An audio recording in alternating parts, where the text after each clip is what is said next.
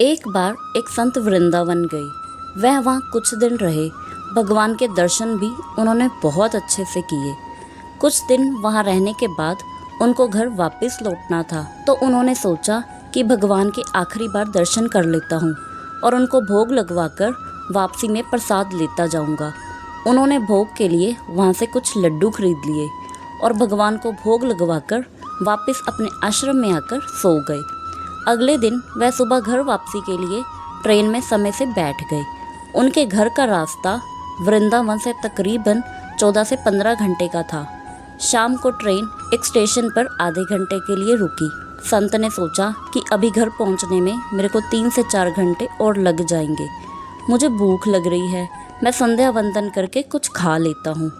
उन्होंने जैसे ही उस प्रसाद के लड्डू का डिब्बा खाने के लिए खोला तो उन्होंने देखा कि लड्डुओं में तो चींटियां चल रही हैं। उन्होंने उन चींटियों को हटाकर 1-2 लड्डू खा लिए। पर कहते हैं ना, संत हृदय नवनीत समाना, अर्थात एक संत का हृदय माखन के समान होता है, जो दूसरे की ज़रा सी तकलीफ से पिघल जाता है। उन संत को लड्डुओं से अधिक उन चींटियों की चिंता सताने लगी। वह सोचने लगे, यह चींटियां वृंदावन से इस मिठाई के डिब्बे में आई हैं। कितनी खुशकिस्मत हैं यह सब कि इन सब का जन्म वृंदावन में हुआ है। अब पता नहीं कितने जन्म लग जाएंगे इन सबको वापस वहाँ पहुँचने में। पता नहीं ब्रज की धूल इनको फिर से कभी मिल भी पाएगी या नहीं। मैंने इनका वृंदावन छुड़वा कर कितना घोर पाप किया है। मुझे इन सबको वहाँ वापस छोड़ना चाहिए।